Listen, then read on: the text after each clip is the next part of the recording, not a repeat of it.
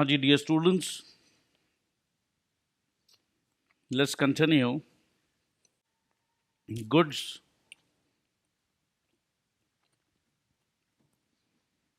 Invoiced above cost क्या मतलब है?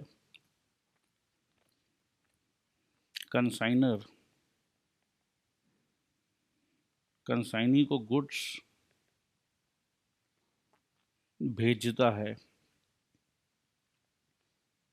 और अपने को पता है प्रोफॉर्मा इनवॉइस देता है। तो पहले तो क्लैरिटी ये रखिए कि ये जो इनवॉइस है, क्या ये प्रोफॉर्मा इनवॉइस का बात हो रहा है या कोई और इनवॉइस? तो दोस्त, ये प्रोफॉर्मा इनवॉइस का ही बात हो रहा है।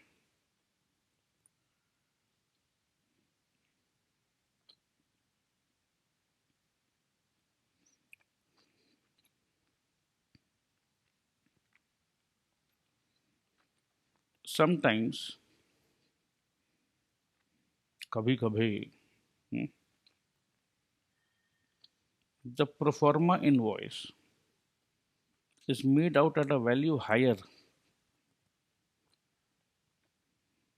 than the cost। मतलब कॉस्ट है मेरा 2,000 रुपया, हम उसको 2,500 रुपया बना के भेज रहे हैं।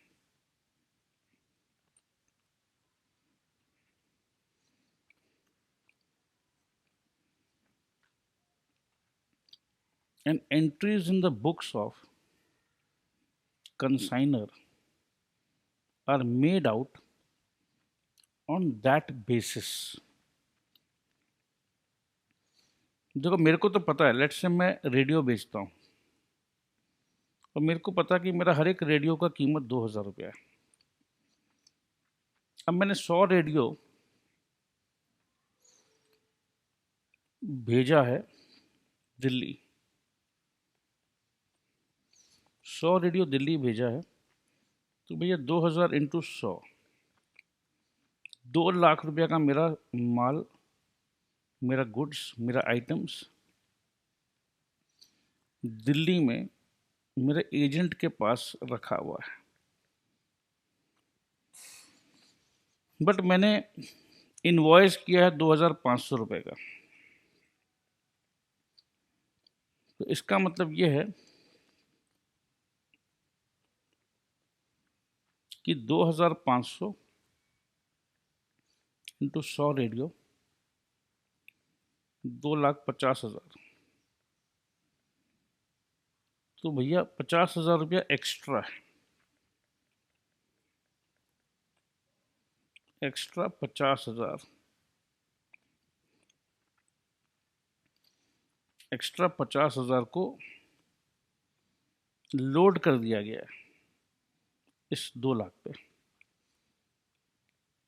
तो 2,00,000 पे 50 लोड किया तो ये बन गया 2,50,000। ठीक है जी। तो इसे कहते हैं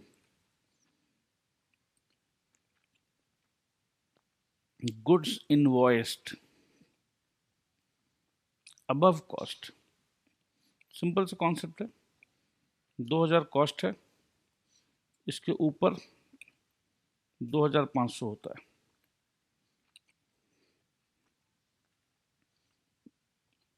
अबव, जैसे ये एक ग्राफिकल रिप्रेजेंटेशन है, ये है 500, ये है 1,000, ये है 1,500, 2,000, 2,000 के ऊपर ही आएगा 2,500। तो अपना है 2,000, उसके ऊपर में 2,500। Even the inventories remaining unsold, ये बड़ा इंपॉर्टेंट बात है, क्योंकि अभी तक हमने एक चीज़ तो समझ लिया है कि लास्ट में अगर चाहे वो सेल और रिटर्न बेसिस पे हो या एजेंट के पास हमारा कोई सामान रखा हुआ हो, तो हमको क्लोजिंग स्टॉक रिकॉर्ड करना पड़ता है। और ये क्लोजिंग स्टॉक हम हमेशा रिकॉर्ड करेंगे कॉस्ट प्राइस पे। रूल है कि कॉस्ट हो या net realisable value, whichever is lower, ये है रूल। तो आप इसको आगे रीड करिए।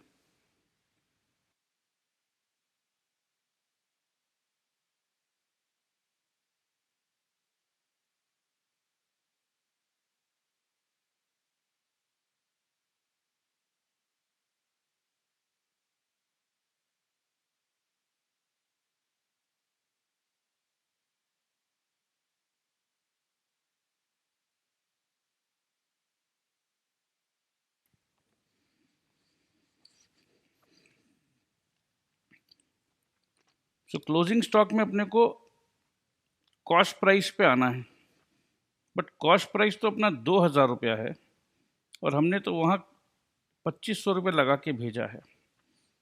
तो लास्ट में जब हमको क्लोजिंग स्टॉक रिकॉर्ड करना है, तो आप एक बात पहले ये बताइए कि 2,500 में रिकॉर्ड करेंगे या 2,000 में रिकॉर्ड करेंगे। देखो, कॉन्सेप्ट अगर क्लियर है तो इसमें ज़्यादा टाइम नहीं लगना चाहिए कि सर हमें तो 2,000 पे ही रिकॉर्ड करना है,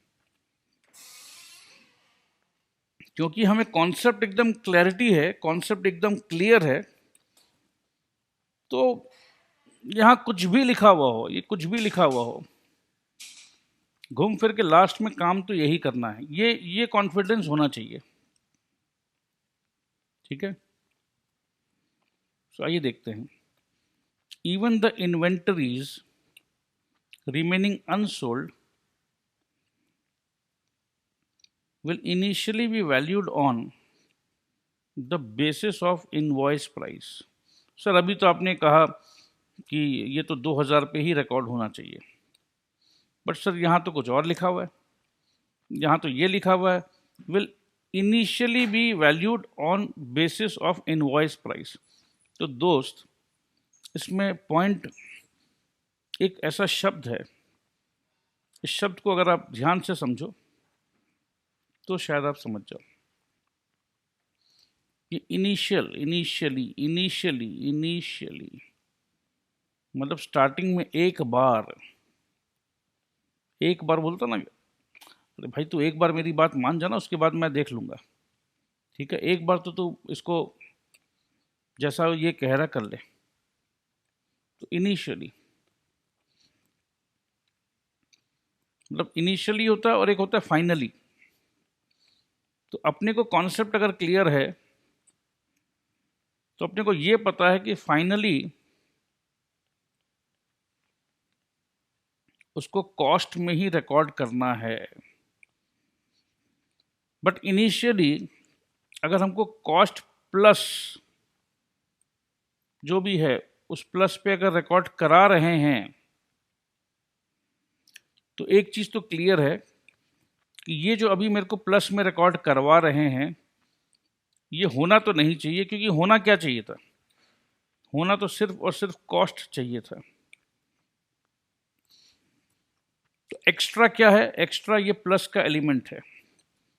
तो जितना से प्लस है कहीं ना कहीं उतना से बाद में माइनस होना चाहिए।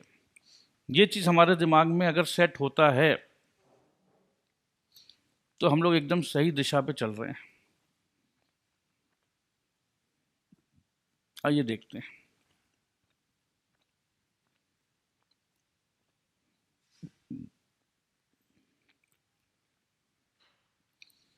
सो हमसे कहा गया है कि initially it will be valued on the basis of the invoice price.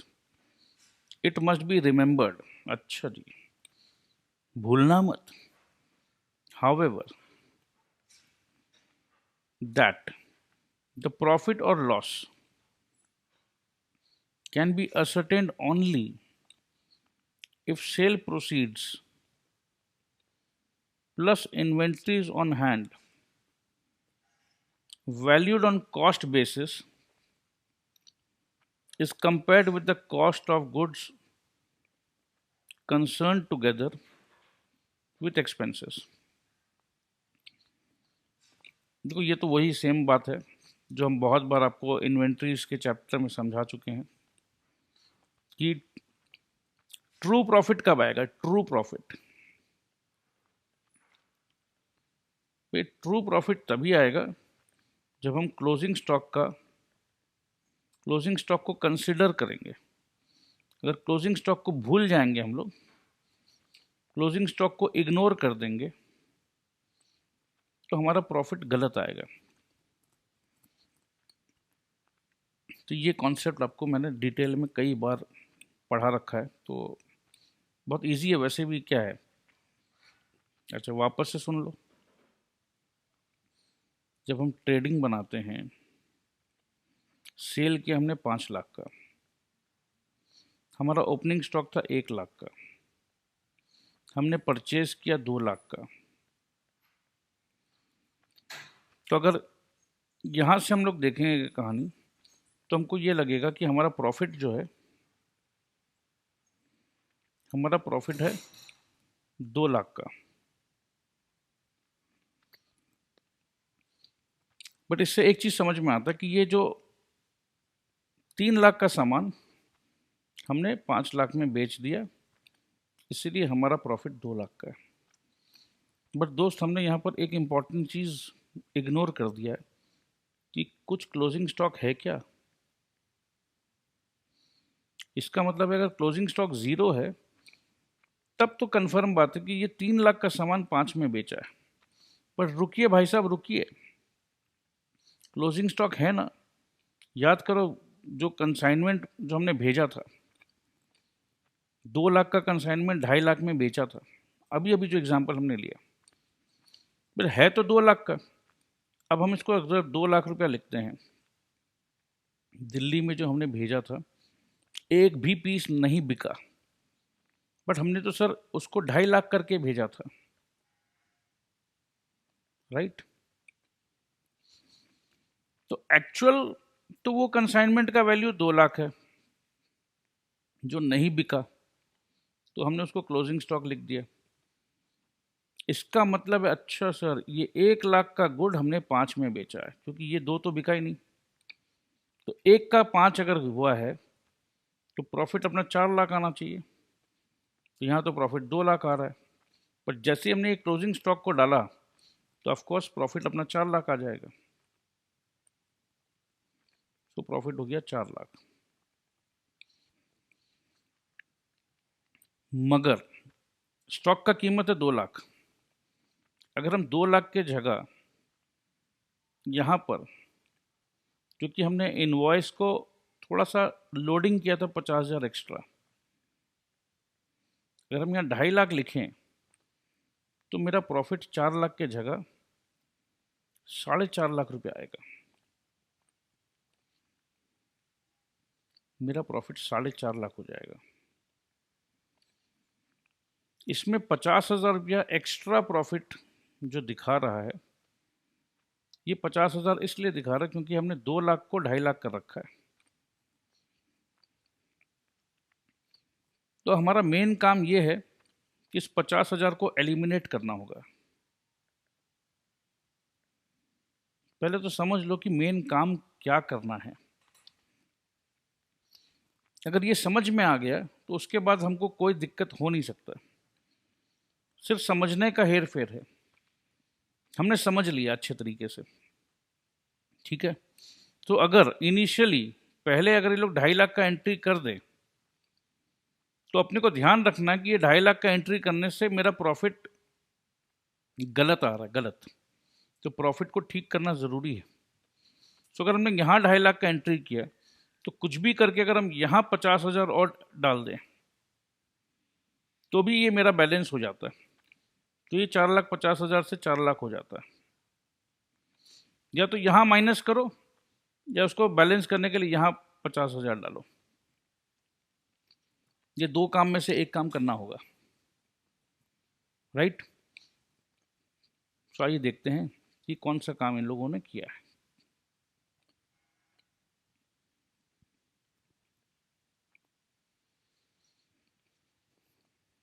Hence, if entries are first made on invoice basis. अगर इनवॉइस बेसिस पे एंट्री है तो हमारा सेल था 5 लाख का, क्लोजिंग स्टॉक इनवॉइस बेसिस पे 2.5 लाख, ओपनिंग स्टॉक था 1 lakh, purchase था 2 लाख। तो ये जो एंट्री है ये इनवॉइस बेसिस पे है, तो इधर का टोटल है 7.5 लाख, इधर का टोटल है 3 लाख, तो प्रॉफिट आएगा 4.5 लाख।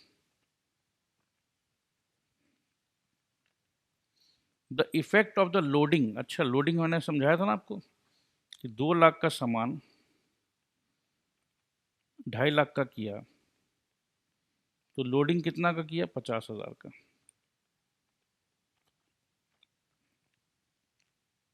अपने हिंदी फिल्म में सुनते हैं, अरे ये गन लोडेड है बेटा,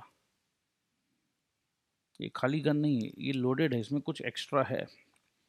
तो यहाँ 2 लाख का 2.5 लाख हो गया तो लोडेड है। The effect of the loading, that is the amount added to arrive at the invoice price, must be removed by additional entries। भाई या तो इसको यहाँ से डायरेक्ट हटा देते या इसको हटाना पड़ेगा। तो मैंने तो कहा ना, हटाने के लिए यहाँ लिख दो 50,000, तो मेरा ये 4.5 की जगह 4 आ जाएगा, 4। या तो यहाँ 50,000 लिखना होगा, या ये 2,50,000 को यहाँ से लेस कर दो, लेस 50,000, तो ये यहाँ पर 2 लाख आया। तो क्या कॉन्सेप्ट आप फॉलो कर पा रहे हो? मैं बहुत धीरे धीरे प्यार से आराम से चल रहा हूँ, क्योंकि जो बच्चे गलती करते हैं कंसाइनमेंट में, बस यहीं पर गलती होता है। बस इसी को समझ लेना है तो काम हो गया अपना।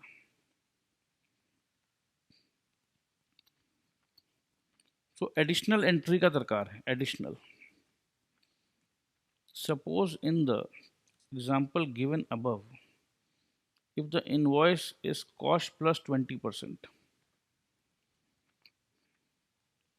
इसका मतलब अगर कॉस्ट 50,000 है और 20% लोडिंग है तो इनवॉइस हो गया 60,000। ठीक है, तो अगर यहाँ इसी एग्जाम्पल को फॉलो करें,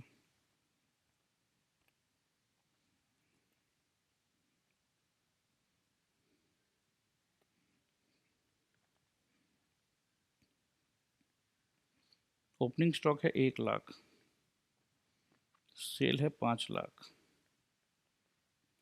परचेज है 2 लाख, क्लोजिंग स्टॉक 60,000, जिसमें ओरिजिनल क्लोजिंग स्टॉक था 50,000। लोडिंग किया हुआ जी 10,000 लोडिंग किया हुआ है।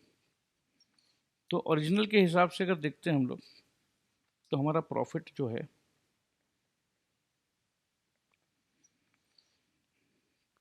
इधर 5.5 लाख और इधर 3 लाख, तो 2,50,000 का प्रॉफिट आना चाहिए, राइट। बट क्योंकि हमने ये 60,000 लिख रखा है, तो देखो पूरा कहानी बदल जा रहा है। जो प्रॉफिट आएगा वो गलत आएगा, क्योंकि क्लोजिंग स्टॉक हमने लिख रखा है 60,000, तो हमारा प्रॉफिट यहाँ पर आएगा 2,60,000। अब सीधा सीधी बात है कि 10,000 को एलिमिनेट करना है, तो या तो इसको यहाँ से माइनस करके एलिमिनेट कर दें हम, या हम यहाँ पर 10,000 लिख दें। ठीक है, अगर यहाँ लिखेंगे तो यहाँ नहीं लिखेंगे, ठीक है, और अगर यहाँ लिखेंगे तो यहाँ नहीं लिखेंगे, ठीक है। तो बहुत धीरे धीरे पढ़ाया हूँ मैं, क्योंकि मेरे को पता है बच्चे कहीं पर थोड़ा सा भी नहीं समझते हैं तो उनके लिए बहुत बड़ा प्रेशर हो जाता है। ये है कुछ भी नहीं, बहुत ज़्यादा सिंपल है। Suppose in the example, if the invoice cost is cost plus 20%, that is 60,000, for the goods sent to Y, the entries will be initially, अच्छा आइए देखते हैं initially क्या होगा।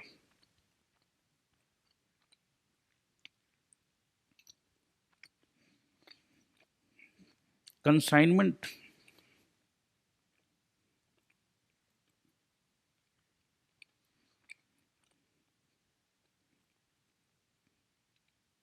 Consignment to Y account debit to goods sent on consignment account 60,000 60,000। अब यह consignment में क्या होता है ना, एक नया, अभी तक हमने क्या सीखा है, अभी तक हमने परचेज सीखा, सेल सीखा, ठीक है, तो उसके हिसाब से हम लोग जर्नल एंट्री भी सीख चुके हैं,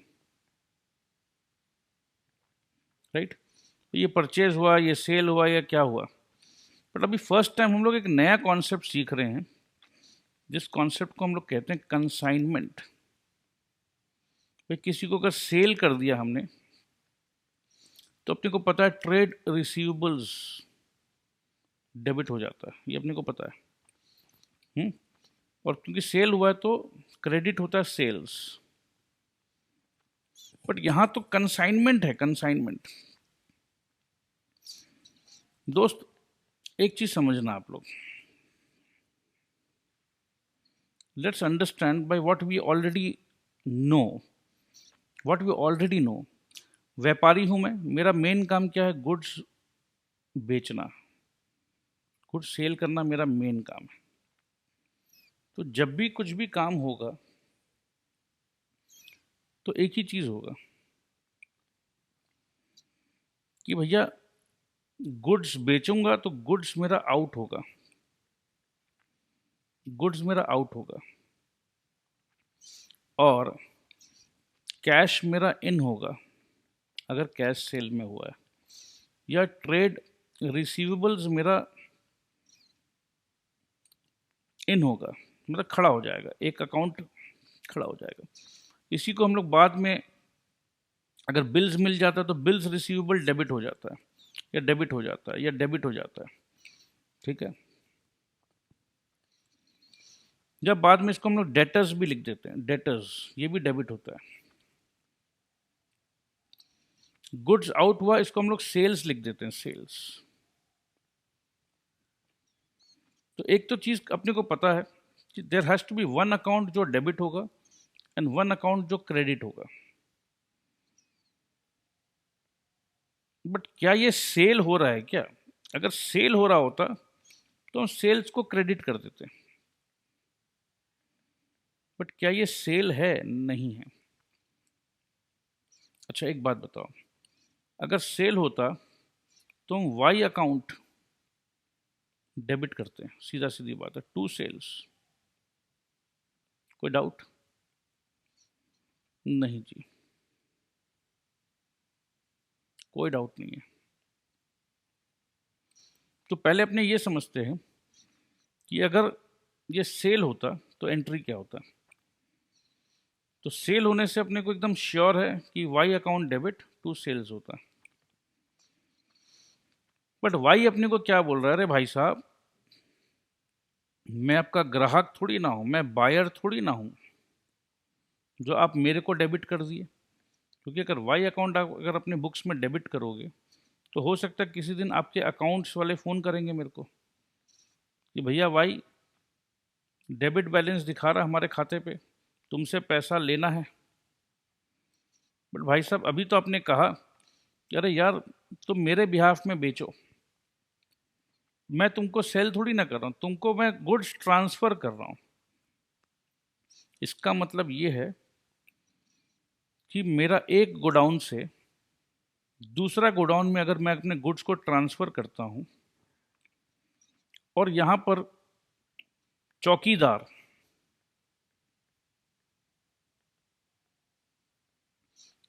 का सिर्फ मैं नाम रजिस्टर कर लेता हूँ कि भैया कौन सा चौकीदार यहाँ पहरा दे रहा है, क्योंकि भैया मेरे को तो बहुत सारे गोडाउन में भेजना होता है ना। तो अगर कल को मेरे गुड्स का कुछ नुकसान हुआ तो चौकीदार का नाम मेरे पास होना चाहिए। तो इसी प्रकार से मैं जहाँ जहाँ भेजता हूँ अपने गुड्स को अलग अलग गोडाउन में, मैं उनका चौकीदार का नाम लिखता हूँ। तो अपने को ये समझना होगा कि भाई इनका औकात क्या है। दे आर जस्ट लाइक चौकीदार, they are not my buyer.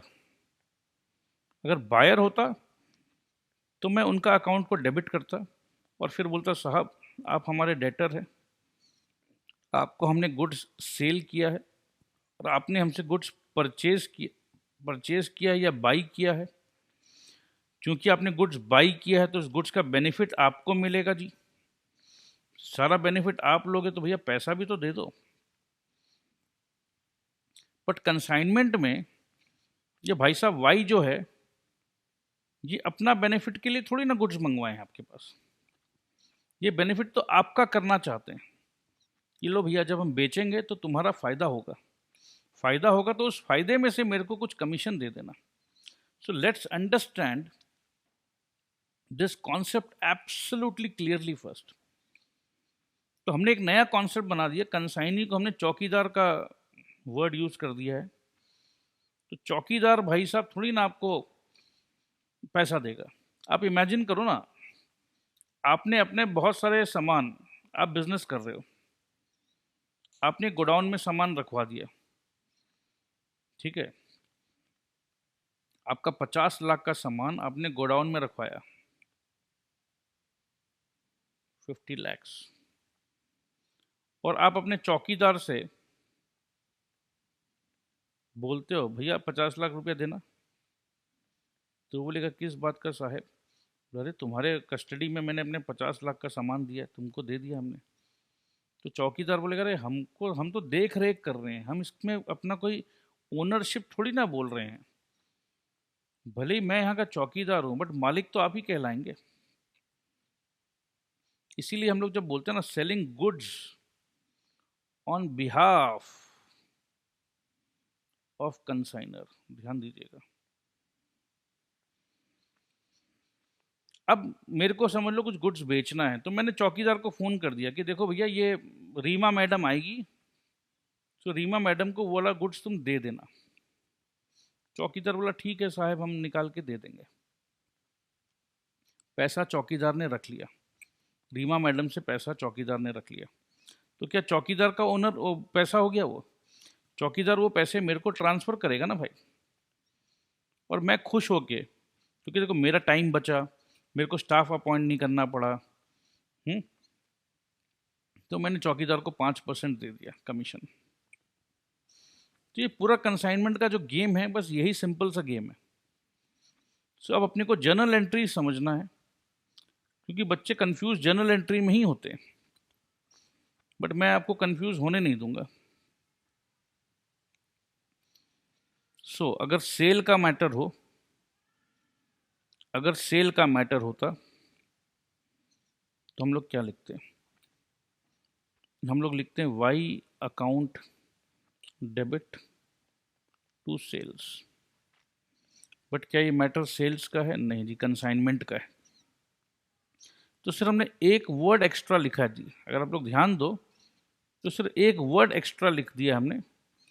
इस एक्स्ट्रा वर्ड से मेरे को हमेशा याद रहेगा कि नहीं नहीं नहीं नहीं, नहीं ये वाई अकाउंट डेबिट नहीं है, हमने वाई अकाउंट को डेबिट नहीं किया जी, ये वाई को ध्यान मत दीजिए। वाई तो एक चौकीदार का नाम है, राइट? तो इस पर कोई फोकस नहीं है।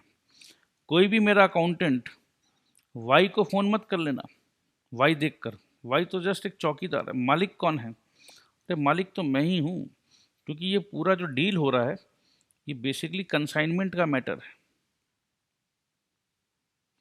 तो जब भी कोई देखेगा कंसाइनमेंट टू वाई अकाउंट, तो हमारे अकाउंट्स वाले सेक्शन जो है वो समझ जाएंगे कि इसमें वाई जो है चौकीदार है, तो खेला तो साहिब का ही है। ये जो भी गेम है ओनरशिप तो अपने साहब का ही है। कैसे पता? अरे कंसाइनमेंट है ना। ये कंसाइनमेंट का मालिक कौन? कंसाइनमेंट का ओनर कौन? ओनर इज द कंसाइनर, ठीक है? तो ओनर मालिक ही है, वाई तो एक चौकीदार है, तो ठीक है। तो ये तो एकदम क्लियर हो गया, कंसाइनमेंट का नाम लिखते के साथ एकदम क्लियर हो गया। अब एक बात बताओ, ये जो सेल्स जो है, क्या ये मेरा माल सेल हुआ है? क्या मैं खुद को, can I sell to myself? अपना ही एक गोडाउन से दूसरे गोडाउन में ट्रांसफर कर रहा हूं, तो क्या मैं बेच रहा हूं अपने आप को? नहीं जी। सो क्या मैं सेल वर्ड प्रयोग कर सकता हूँ? नहीं जी। बट गुड्स तो मेरा गया है, तो मैं एकदम यही लिख रहा हूँ, गुड्स सेंट। एक तरीका से नया अकाउंट हो गया, सेल तो है नहीं, तो सोचो कंसाइनमेंट में एक नया account, good sent. Good sent लिखने से क्या मैं ये बोलूंगा कि हाँ मेरा प्रॉफिट आ गया, मेरा बिक्री हो गया? गुड सेंट अकाउंट अगर मैं लिख दूं, लेट से सेल के साथ, तो हमको पता है कि भैया सेल हुआ है तो कुछ फायदा हुआ होगा। सेल का मतलब क्या है? सेल का मतलब क्या है अपने को पता है। सेल का मतलब ये होता है कि भैया जो कॉस्ट होता है, कॉस्ट प्लस प्रॉफिट, ये अपने ये बोलते हैं, जैसे अपने बोलते हैं ना कि 25% प्रॉफिट ऑन कॉस्ट, तो अपने को समझ में आ जाता है कि सेलिंग प्राइस क्या है।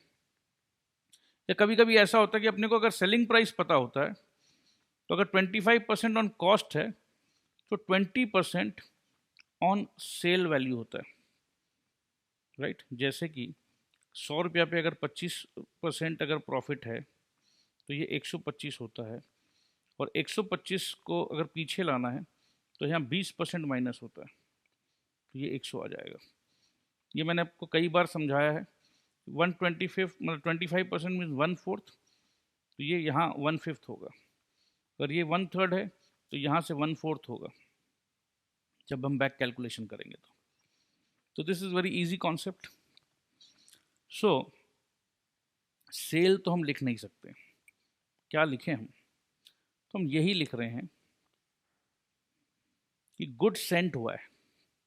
तो जब भी हम ये गुड सेंट देखेंगे तो मेरे को ये कंफर्म हो जाएगा कि ये सेल नहीं है, this is just transfer from one godown to another godown. अब मैं सामान खरीदते रहता हूँ, मैं अपने गोडाउन टू गोडाउन शिफ्ट कराते रहता हूँ,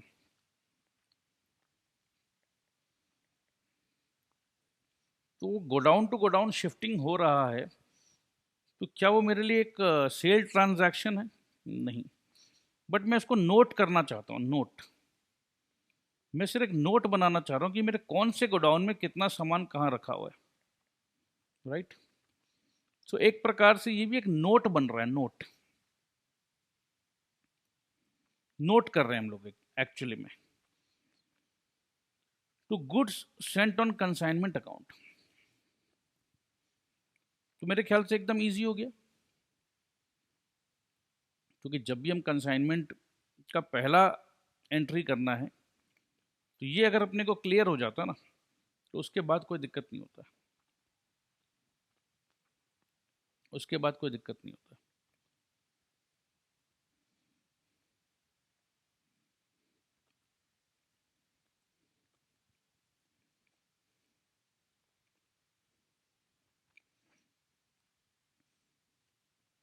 इसको भी हम लोग, इस एग्जाम्पल को हम लोग कंटिन्यू करेंगे, ठीक है। इसको कंटिन्यू करेंगे क्योंकि अभी हम लोग क्या कर रहे हैं ना, बिट्स एंड पीसेस में पहले कॉन्सेप्ट को इकट्ठा कर रहे हैं। अभी हमने एक कॉन्सेप्ट को इकट्ठा किया है कि गुड्स कभी कभी इनवॉइस के ऊपर में भेजा जाता है, तो इसको हमने सिर्फ टच किया अभी, क्योंकि ये पूरा एग्जाम्पल जब हम लोग लेंगे तो एक एक चीज़ समझ में आएगा, ठीक है। सो आज के लिए एक बार हम लोग यहीं रोकते हैं। Next day we will start with another concept.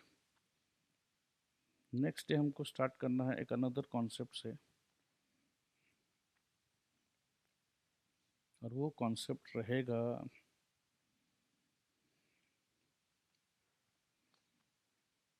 समझ लीजिए, ये डेल क्रेडियर को अपने एक बार टच करना है, फिर नॉर्मल लॉस को अपने को एक बार टच करना है, अब नॉर्मल लॉस को एक बार टच करना है, समझ लेना पहले, ठीक है। फिर नॉर्मल लॉस, अब नॉर्मल लॉस के बीच में क्या फ़र्क है इसको समझ लेंगे, फिर कमीशन क्या होता है इसको समझेंगे, ऑर्डिनरी कमीशन को समझेंगे, डेल क्रेडियर कमीशन को समझेंगे, ओवरराइडिंग कमीशन को समझेंगे, ठीक है। कंसाइनी अगर कुछ गुड्स रिटर्न कर रहा है तो उसको समझेंगे, अकाउंट सेल्स क्या है उसको समझेंगे। बस इसको पहले समझ लेते हैं, तो उससे क्या होगा, कंसाइनमेंट को हमने समझ लिया है, उसके बाद तो बस मुनीमगिरी करना कर लेंगे भाई, कोई दिक्कत नहीं। ठीक है दोस्तों, तो अभी के लिए इतना ही। अगर आपको अच्छा लग रहा है तो प्लीज़ एक तो लाइक बटन ज़रूर दबाइए, लाइक बटन दबाइए, सब्सक्राइब बटन दबाइए। अगर चैनल को सब्सक्राइब नहीं किया है, सब्सक्राइब करने का फ़ायदा यह है कि जैसे ही हम कोई वीडियो डालेंगे आपको एक ऑटोमेटिक अपडेट मिल जाएगा, यही फ़ायदा है। ऐसा नहीं कि आप सब्सक्राइब कर दोगे तो आपका कुछ पैसा हमारे पास आ जाएगा। अच्छा, दूसरा क्या था? हाँ, दूसरा आप गूगल में जाइए, BA CA क्लासेस टाइप करिए, उसमें रेटिंग्स एंड रिव्यूज़ होता है, रिव्यूज़ एंड रेटिंग्स। तो मन का जो इमोशंस है प्लीज़ उसको शेयर करिए। So I love you all, take care, bye bye. Yes मेरे लवली लवली लवली दोस्तों, लास्ट टॉपिक हमने जो डिस्कस किया था that was goods invoiced above price. तो आइए आगे डिस्कशन को बढ़ाते हैं। ये लोडिंग वगैरह का इम्पैक्ट हम दिखाएंगे आपको, बट बाद में, ठीक है? ये आप सेल्फ भी देखोगे तो भी समझ में आ जाएगा, कोई डिफ़िकल्ट नहीं है। बट आइए और भी बातें करनी है, पहले उनको कंप्लीट कर लें।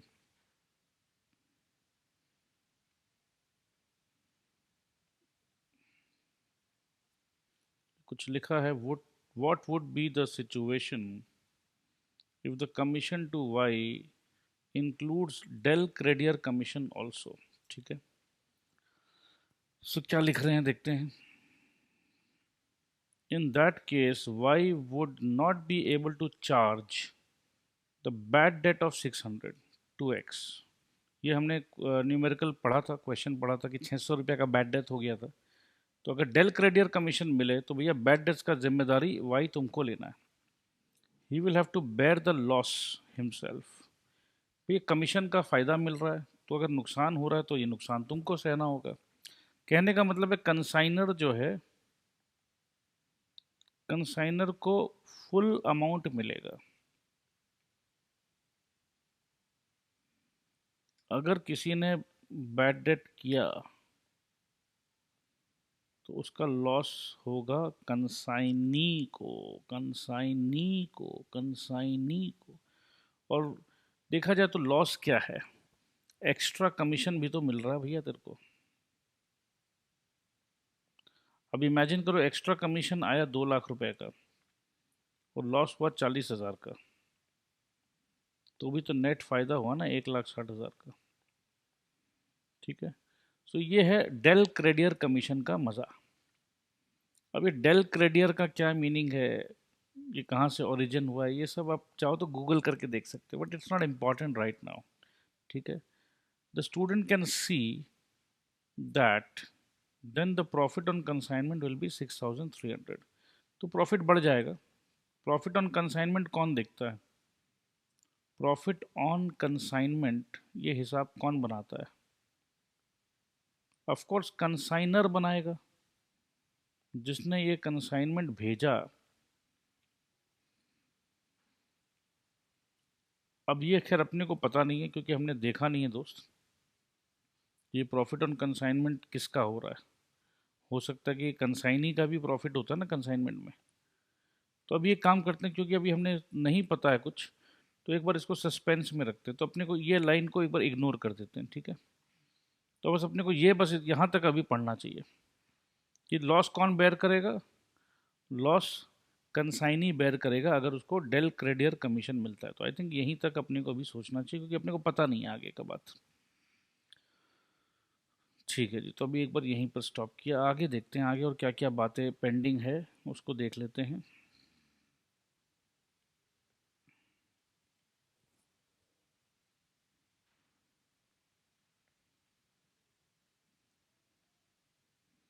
देखो और कुछ लिखा हुआ, इसको भी पढ़ते हैं। The difference is because in case Del Credier commission is paid to consignee, then consignee is responsible to bear any loss of bad debts, and he will have to pay full amount of sales to consigner. Accordingly, in the books of consigner, whole amount, cash sale plus credit sale, is shown as receivable from consignee. On the other hand, if Dell Credit Commission is not paid, then consignor is responsible to bear loss of bad debts. Therefore, till the time consignee has not received money from customers, it is not shown as receivable from consignee. ये कितना अच्छा बात है, क्योंकि del क्रेडियर commission हम दे नहीं रहे हैं, तो जब तक कंसाइनी को कस्टमर से कंसाइनी को जब तक पैसा नहीं मिल रहा है, तब तक कंसाइनर अपने बुक्स में रिसीवेबल नहीं दिखा सकता है। क्यों? क्योंकि यही तो बात हुआ था कि रिस्क आपका है। आप रिसीवेबल कैसे दिखाओगे? मेरे को मिलेगा तब तो आप मेरे से मांगोगे, जब मेरे को ही नहीं मिला तो आप मेरे से कैसे मांग सकते हो? मगर भाई माल तो तूने बेचा है। ओ भैया ठीक है, तो माल मैंने बेचा तो क्या हुआ? मैंने तो आपको कह दिया था माल बेच दूंगा मैं, पर पैसा का गारंटी मैं नहीं लेता जी। वो पैसा देगा तो आपको दे दूंगा, नहीं देगा तो आपको नहीं दूंगा। तो बात तो यही हुई थी। अभी आपको इम्प्रैक्टिकल लगे कि सर ऐसा कोई काम करता है क्या, तो ये that is between consignor and consignee to decide कि काम करना है या नहीं करना है। ठीक है, इसमें हम और आप कुछ नहीं कर सकते। बट जो अभी हम पढ़ रहे हैं उसमें तो यही पढ़ रहे हैं कि कंसाइनी माल बेच रहा है ऑन बिहाफ ऑफ कंसाइनर। ठीक है जी। अब आइए बात करते हैं नॉर्मल लॉस की। नॉर्मल लॉस क्या चीज़ है? If some loss is unavoidable, मतलब ये लॉस तो होना ही होना, इसको अवॉइड चाह के भी नहीं कर सकते हैं, तो ये तो नॉर्मल सी बात है। अब पता है दोस्त, मेरे दिमाग में क्या एग्जांपल आया? Hair loss. देखना अपने पिताजी का हेयर्स को, जब आप छोटे बच्चे थे 5 इयर्स के, और जब आप बड़े बच्चे हुए 15 इयर्स के, अब आप 22 इयर्स के हुए हो, तो आप देखोगे कि पिताजी का हेयर्स जो है धीरे धीरे लॉस होते जा रहा है। तो पिताजी बोलेंगे अरे ये तो नॉर्मल सा बात है बेटे, जैसे जैसे मेरा एज बढ़ेगा नॉर्मल सा बात है। ओ नॉर्मल सा बात है, देखो ये वर्ड है नॉर्मल सा बात। तो ये जो हेयर लॉस है ये बहुत ही नॉर्मल सा लॉस है। ये तो सबके साथ होना है, ऐसा कुछ नहीं कि कुछ अनहोनी घटना घट गई, ये तो होनी ही थी, नॉर्मल सी बात है। तो इसको लेकर कोई बहुत ज़्यादा सरप्राइज वाला बात नहीं है। तो नॉर्मल सा बात में कोई सरप्राइज वाला एलिमेंट नहीं होता है, तो ठीक है, नॉर्मल लॉस, हेयर लॉस। देखो भैया, जो समझ में आया मैंने तुरंत बता दिया आपको, इससे क्या तुरंत समझ में आ जाता है यार। ठीक है, आपसे क्या होगा, जब भी आप पिताजी के हेयर्स को देखोगे आपको ये कंसाइनमेंट का हेयर नॉर्मल लॉस वाला कॉन्सेप्ट हमेशा याद रहेगा। तो काम ऐसा ही करो कि घर के ही इर्द गिर्द जो हमें एग्जाम्पल मिल सके उसी को, क्योंकि दिमाग में वो रजिस्टर्ड है। हम नहीं चाहते हैं कि आपके ब्रेन पे एक्स्ट्रा लोड दिया जाए पढ़ाई का, तो पूरा एक्स्ट्रा लोड को हम बैलेंस कर रहे हैं। That is the way BACA classes tries to teach. ठीक है, ये तो कमाल हो गया। BACA तो बैलेंस का शुरू में होता है BA। अरे वाह सर, कमाल हो गया सर।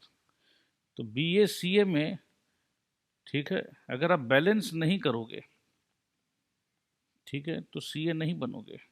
तो BA से बैलेंस, BA से Bajrang Agarwal, Bajrang Agarwal means balance.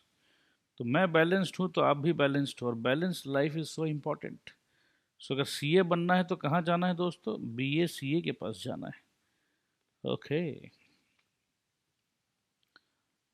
Okay okay okay, ठीक है। तो normal loss, hair loss. If some loss is unavoidable, पिताजी चाह के भी अपने हेयर लॉस को नहीं रोक पाए। Hair loss can not stop. Sir but आजकल तो कितने टीवी पे विज्ञापन देखते हैं, एडवर्टीजमेंट देखते हैं।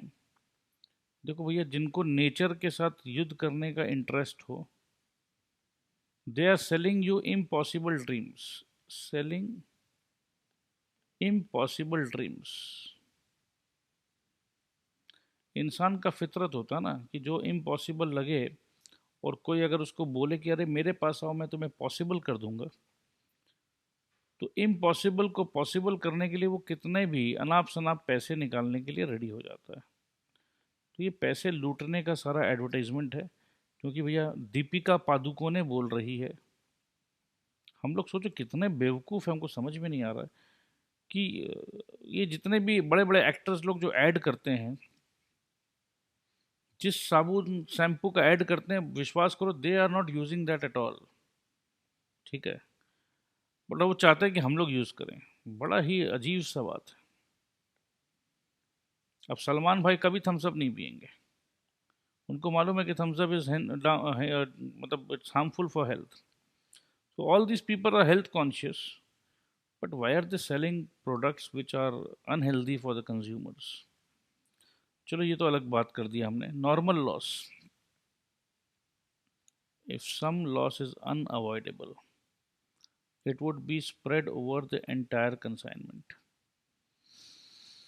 ठीक है, while valuing inventories, the total cost plus expenses incurred should be divided by the quantity available after the normal loss to ascertain the cost per unit। नहीं समझ में आया, नहीं समझ में आया, नहीं क्या बोल दिया? अरे भाई कोई बात नहीं, नहीं समझ में। देखो अभी एग्जाम्पल, इसीलिए तो एग्जाम्पल होता है। तो सपोज 10,000 kg ऑफ एप्पल और कंसाइन टू होलसेलर। देखो क्या मज़ा आने वाला है, एप्पल एप्पल।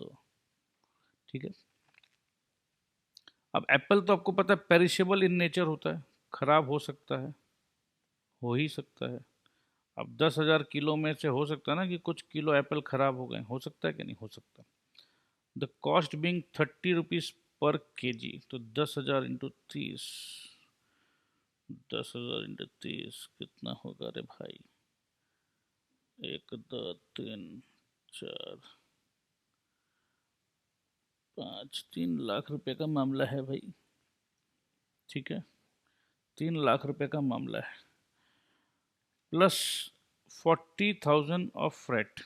तो अपने ये डिसाइड कर लिया था ना कि अगर कुछ एक्स्ट्रा खर्चा होगा तो वो भी ऐड हो जाएगा कॉस्ट ऑफ द कंसाइनमेंट में। तो 3,40,000 रुपए के हुए कितने सारे एप्पल? अरे भैया एप्पल ले लो, 100 किलो एप्पल, 34,000 रुपये का, मतलब 3,40,000 रुपये का। तो इसका मतलब है कि 40,000 रुपये फ्रेट का लगा, तो भैया 4 रुपया पर किलो और कॉस्ट ऐड हो गया। तो 30 रुपया पहले था, अब 4 रुपया ऐड हो गया। तो इसका मतलब है कि कंसाइनमेंट ऑफ एप्पल का कॉस्ट प्राइस बढ़ते चला जा रहा है। 30 पे हमने ट्रांसपोर्टेशन और ऐड कर दिया।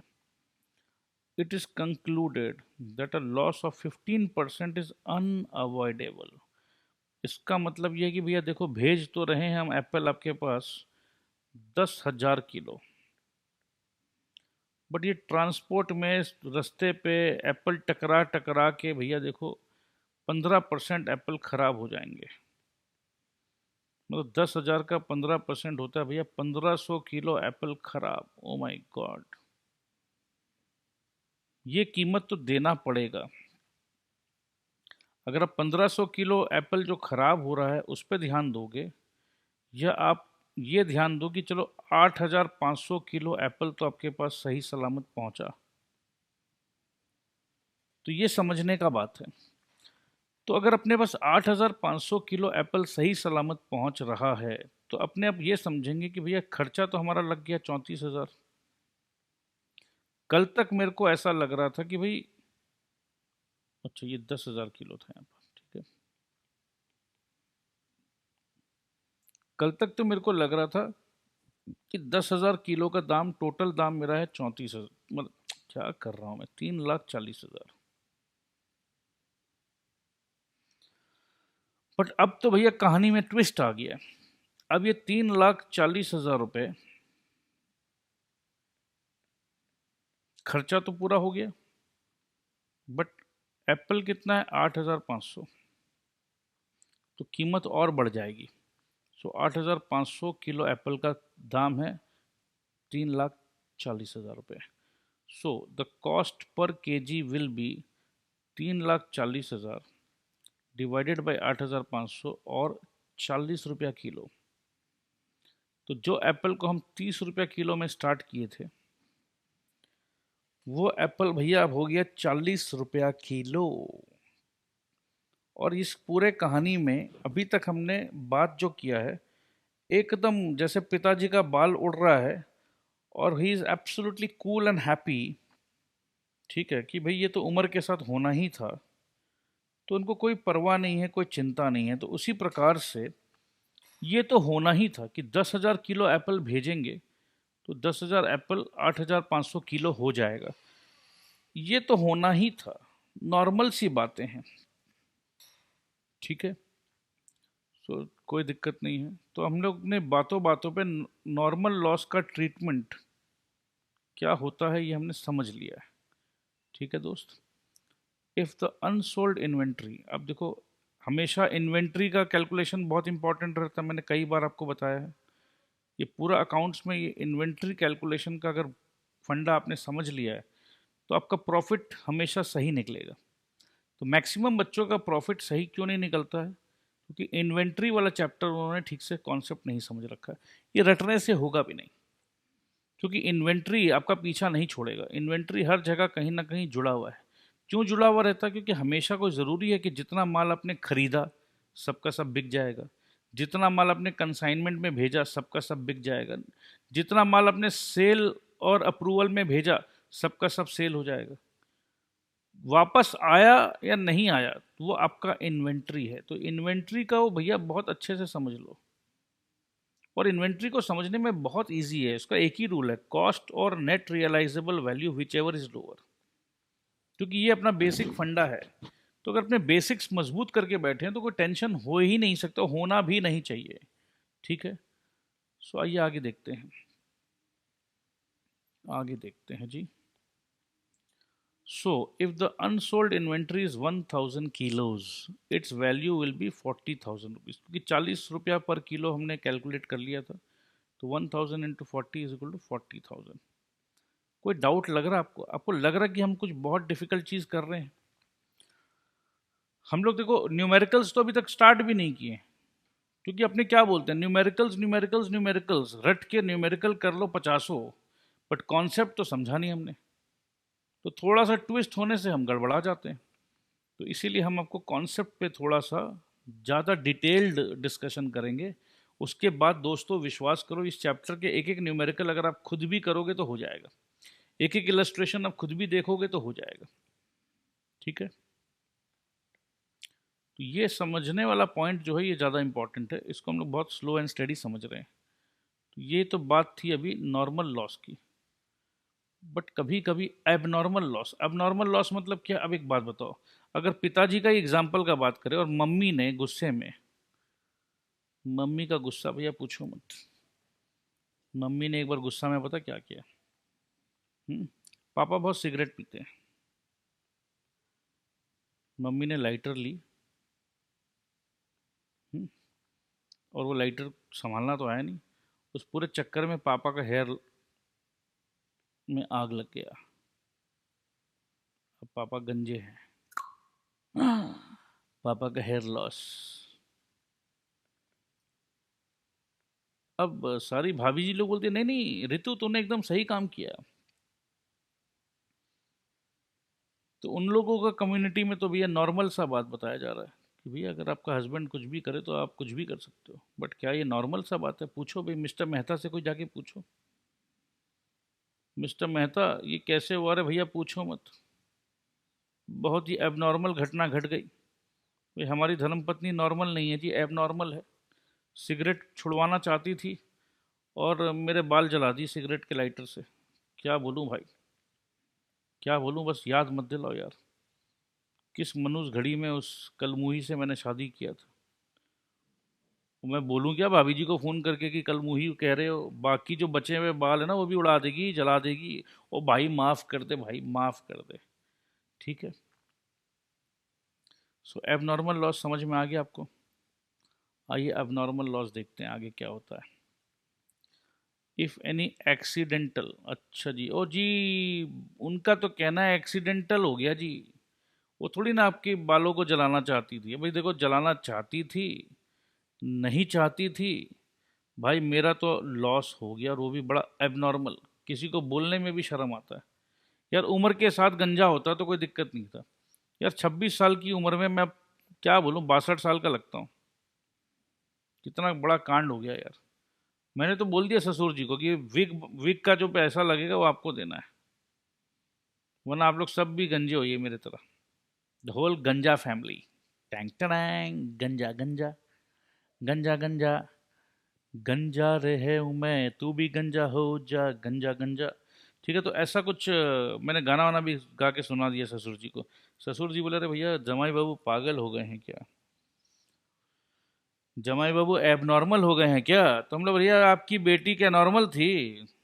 एबनॉर्मल बेटी से हमारा शादी करा दी और हमको बोलते हैं हम अब नॉर्मल हो गए, क्या बोलें।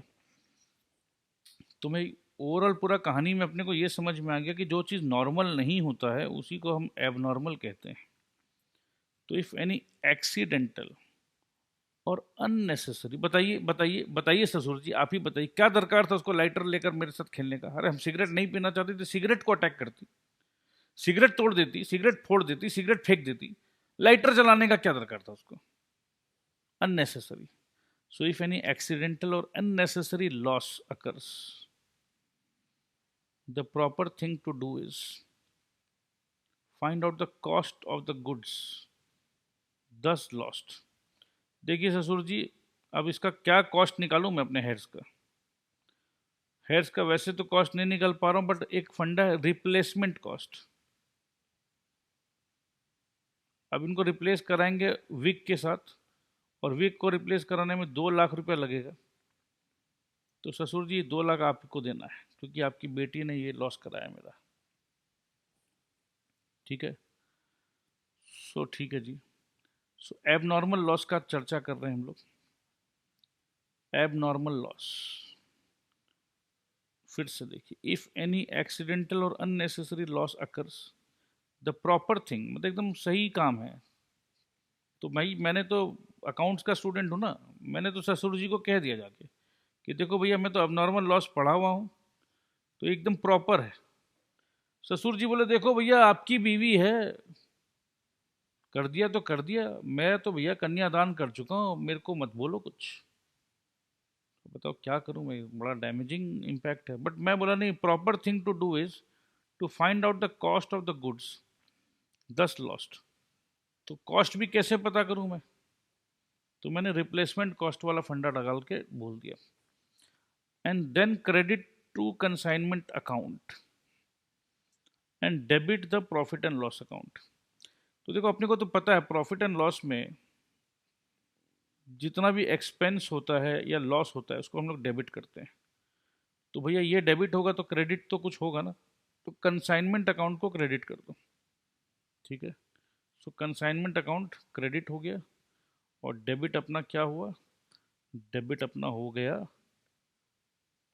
Profit and loss account. तो इसमें कोई डाउट नहीं है, एकदम इजी सा बात है, कोई दिक्कत भी नहीं होना चाहिए अपने को। This will enable the consignor to know what profit would have been earned had the loss not taken place। ये सबसे इंपॉर्टेंट है, ये सबसे इंपॉर्टेंट है। क्योंकि देखो, ये एबनॉर्मल लॉस के पीछे का पहले फंडा एंड कॉन्सेप्ट को समझिए, क्योंकि ये दुर्घटना है। ठीक है, अब समझ लीजिए जैसे मैं एप्पल का कंसाइनर हूँ, अब एक गाड़ी उलट गई, पलटी खा गई, जो ट्रांसपोर्टर था उसका ट्रक का एक्सीडेंट हो गया, रब्बा रब्बा। ठीक है, ना तूने सिग्नल देखा, ना मैंने सिग्नल देखा, एक्सीडेंट हो गया, रब्बा रब्बा। तो भैया देखो, अब ये एक्सीडेंट हुआ तो इसके कारण लॉस हुआ है। एक होता है कि ये कंसाइनमेंट जो है बेकार हो गया, ठीक है, तो ये लॉस ऑन कंसाइनमेंट है, ये चौकीदार ही गलत है, समझिए मेरा बात को। ये चौकीदार गलत इंसान है। बट यहाँ गलती चौकीदार की नहीं है, यहाँ गलती है ट्रक एक्सीडेंट की। ये चौकीदार तो बहुत ऑनेस्ट है, सुपर ऑनेस्ट चौकीदार है। तो सुपर ऑनेस्ट चौकीदार को मैं अगर लॉस मेकिंग चौकीदार समझ लूँ और मैं इसके साथ रिलेशंस को कैंसिल कर दूं, तो मैं बेवकूफ़ हूँ ना। तो ये जो लॉस हुआ है, ये लॉस ट्रक एक्सीडेंट के कारण हुआ है, जो कि हमेशा थोड़ी ना होता, ये एबनॉर्मल हुआ है, ये एबनॉर्मल लॉस हुआ है। तो हम लोगों को ये चीज़ ध्यान रखना चाहिए कि कुछ एबनॉर्मल घटना घटे तो उसका इम्पैक्ट ईमानदार आदमी के ऊपर नहीं आना चाहिए। समझ रहे हैं बात को? समझ रहे हैं क्या नहीं भैया, बताइए। अब देखो, अगर एक घर पे या एक एम्प्लॉय, अगर एक एम्प्लॉय ने आपका कैश चुरा लिया तो ये एबनॉर्मल घटना है। अब आप सारे के सारे एम्प्लॉय को चोर के दृष्टिकोण से देखेंगे तो आपका बाकी काम नहीं कर पाओगे आप। ठीक है, तो ध्यान रखिएगा ये सब बातों को। तो एबनॉर्मल बातों का हमेशा ट्रीटमेंट एक उस तरीके से करो कि आपका नॉर्मल ज़िंदगी जो है डिस्टर्ब ना होना चाहे, ना हो जाए। तो जस्ट बी वेरी केयरफुल। अब देखो, इसका एग्जाम्पल भी है। सो आज का ये अपना लास्ट डिस्कशन करेंगे, फिर हम लोग नेक्स्ट डे डिस्कशन चालू करेंगे। तो आज के लिए बस, ज़्यादा देर नहीं, ये थोड़ा सा और, थोड़ा सा और please. Suppose 1000 swing machine costing to 2500 each are sent on consignment basis and rupees 10,000 are spent on freight etc. ठीक है, 20 machines are damaged beyond repair, हो ही सकता है बियॉन्ड रिपेयर, कोई चांस ही नहीं है। The amount of loss will be, देखो भैया, 1000 मशीन 2500 रुपया, ये तो लॉस हो ही गया। बट इसमें 10,000 रुपया, मतलब 10 रुपया पर मशीन, ठीक है, इंटू 10 करोगे तो 10,000 रुपया होता है। तो 10 रुपया पर मशीन वो स्पेंड ऑन फ्रेट, ठीक है, और 20 मशीन डैमेज हो गया। तो भैया 2500 इंटू 20 हुआ अपना 5,000 रुपया, 50,000 रुपया, ठीक है, और 20 इंटू 10 हुआ 200 रुपया। तो वही 50,200 रुपया का अपना एबनॉर्मल लॉस हो गया। ठीक है जी। अब ये क्या कह रहे हैं, दिस अमाउंट, ये जो लॉस का जो अमाउंट है, this amount should be credited to the consignment account and debited to the P&L account. ठीक है, क्यों क्रेडिट कर रहे हैं? देखो दोस्त, सीधा सीधी बात है, कंसाइनमेंट अकाउंट है ये, सेम फंडा। जैसे हमने यहाँ सेल किया 5 लाख का, यहाँ कॉस्ट था 3 लाख का, तो प्रॉफिट हुआ 2 लाख का।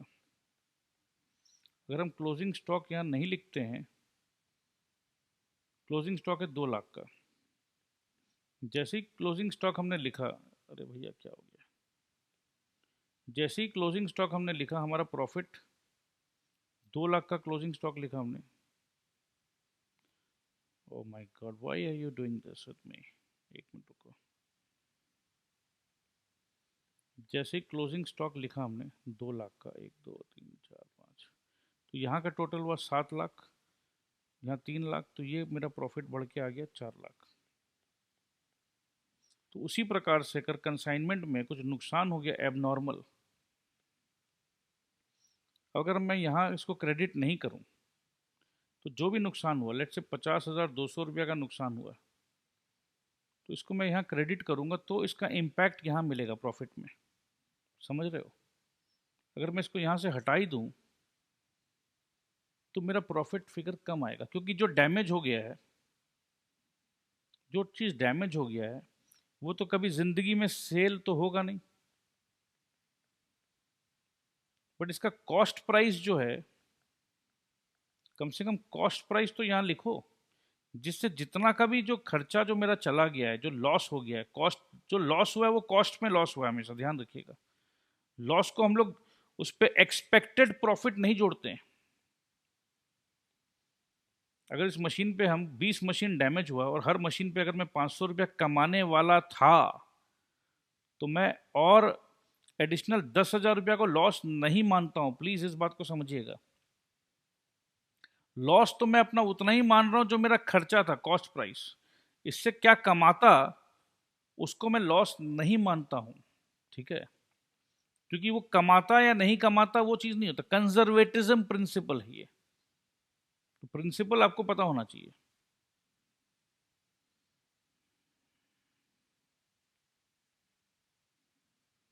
या अनरियलाइज्ड गेन, तो यहां पर हमको वो 50,200 रुपया लिखना पड़ेगा। और ये 50,200 रुपया जो मेरा main profit and loss account है कंपनी का, क्योंकि मैं तो बहुत जगह कंसाइनमेंट करता हूं, तो यहाँ मेन प्रॉफिट एंड लॉस में मैं यहाँ लिख दूंगा लॉस। तो isn't it very easy and very simple. I don't think कि इसमें कोई आपको दिक्कत या आपत्ति आ रही होगी। ये पूरा चैप्टर ही एकदम ईजी है दोस्त। अगर हम लोग step by step concept build up किया हुआ है ना, तो कोई दिक्कत आ ही नहीं सकती है। ठीक है।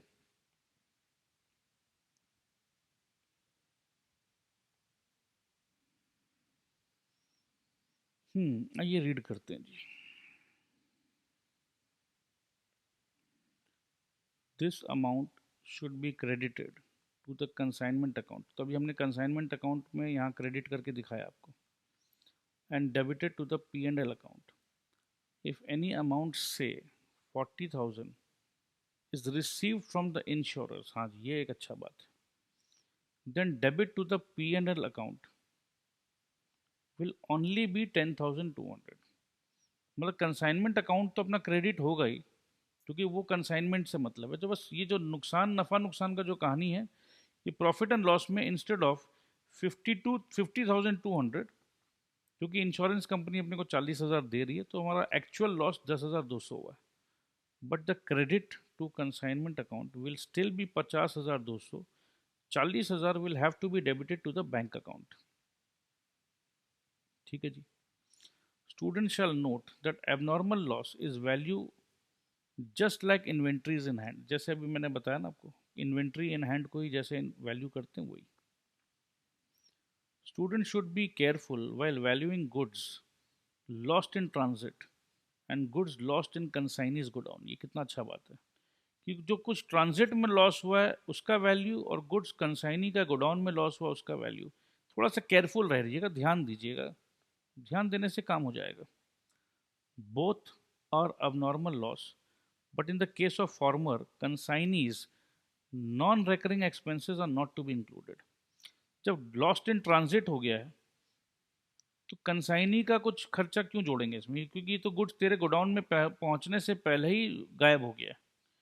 Whereas it is to be included in the latter case. Consignee के गोडाउन से हुआ तो इंक्लूड करेंगे। देखा जाए तो बहुत लॉजिकल है, कहीं पर भी इलॉजिकल बात नहीं है, तो कहीं दिक्कत आएगा नहीं आपको। Further, for the purpose of valuation of inventory in hand, it should be noted that while normal loss is considered as part of cost of remaining goods, normal loss को तो हम लोग एकदम इंक्लूड कर लेते हैं। याद करिए 10,000 एप्पल था, 10,000 एप्पल का दाम था समझ लीजिए 40,000 रुपया, और 8,500 किलो ये एप्पल बच गया किलो। तो this will be 40,000 divided by 8,500। तो ये लॉस जो है ये अपने आप इसी के इंटरनल में ही सेटिंग हो गया, लॉस एडजस्ट हो गया। लॉस एडजस्ट हुआ, प्राइस को बढ़ा दिया हमने। Whereas abnormal loss is ignored. In the example given above, assume that 10,000 kilos apples were sent in 10 different trucks, and out of which one truck met an accident and 500 kilos apple were destroyed. In such case, cost of remaining apples will be computed as below.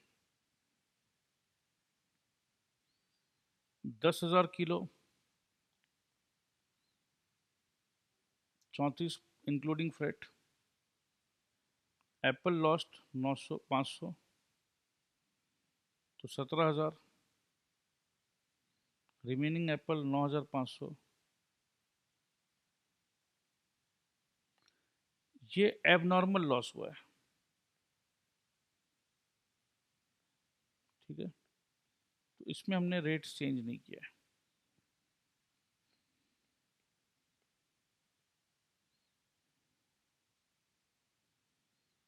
और normal loss जो है 15% जो अपना होता है। तो इसमें एक ही चीज़ समझना है कि ये नॉर्मल लॉस जो 15% है, 500 का 15% कितना होता है? 75। तो ये 500 एप्पल जो डैमेज हो गया है, मतलब एक्सीडेंट में चला गया है, तो उसको तो हटा ही दिया है।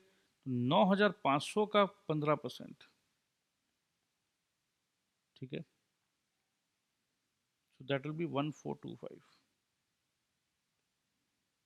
सो रिमेनिंग सेलेबल एप्पल्स कितना है? 10,000 में से 500 गया, 9,500 में से 1425 गया, ठीक है, सो 8075।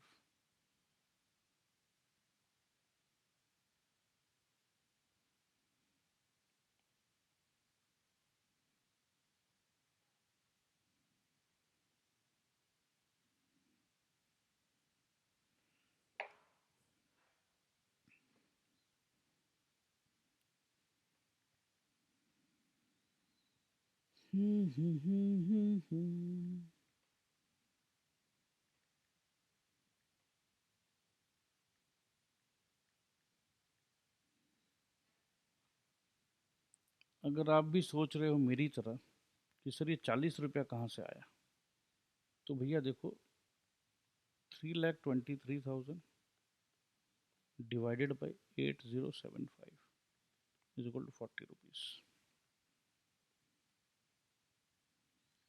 It is clear from the above example that abnormal loss will not have impact on per unit cost. However, per unit cost will change due to normal cost. Due to normal loss होगा ये, as the remaining quantity will absorb cost of normal loss, whereas abnormal loss will be immediately expensed off to profit and loss. तो बस ठीक है दोस्त, ज़्यादा tension लेने का नहीं, एकदम इजी है। जो समझाया था बस वही ध्यान में रखिएगा कि एबनॉर्मल लॉस है तो वो तो प्रॉफिट एंड लॉस में चला जाएगा, नॉर्मल लॉस है तो बाकी जो अच्छे गुड्स है, अच्छे एप्पल जो है, गुड एप्पल बोलेंगे अरे भैया देखो कोई बात नहीं, जो भी नुकसान हुआ इसका कीमत हम लोग मिल के दे देंगे, ठीक है। तो कल तक गुड एप्पल 34 रुपया के थे, अब जो नुकसान हुआ बेचारे 6-6 रुपया खुद अपना कीमत बढ़ा लिए, 34 का 40 हो गया। तो ये एडजस्टमेंट जो है ये नॉर्मल लॉस में हुआ है, इट्स नॉर्मल। नॉर्मल लॉस में बहुत प्यार है, बहुत अपनापन है, बहुत एकता है, और एबनॉर्मल लॉस में कुछ प्यार व्यार नहीं है। तो वैसे भी समझ सकते हो जब पिताजी का बाल नॉर्मल तरीके से उड़ा तो घर में बहुत प्रेम भावना, एकता, सद्भावना सब था, और जैसे एबनॉर्मल तरीका से पिताजी का बाल उड़ा तो भैया पिताजी सीधा प्रॉफिट एंड लॉस का कैलकुलेशन करके ससुर जी से जाके लड़ना शुरू कर दी, अपने ससुर जी से। So I think now it is clear. ये छोटा सा स्टोरी जो हमने दिया आपको इससे याद रहेगा, और याद रहना भी चाहिए। सो ठीक है, ये नॉर्मल लॉस एबनॉर्मल लॉस का distinction I don't think it's important for me to read, तो ये आप सेल्फ रीड करोगे, ठीक है। अब कमीशन वगैरह भी मेरे ख्याल से बहुत इजी है, तो ये भी आप सेल्फ रीड करोगे, सेल्फ रीड करोगे। और क्योंकि हमने सारा कॉन्सेप्ट क्लियर कर लिया तो आप इलस्ट्रेशन, सिर्फ 6 इलस्ट्रेशन है, आप ये आराम से एक एक इलस्ट्रेशन आप देखिए, 1 to 6 आपसे आराम से हो जाएगा। अगर नहीं हुआ then you can contact me. So with this we can assume कि कंसाइनमेंट हमने क्लोज कर दिया है, ठीक है दोस्त। All the best, take care, bye bye.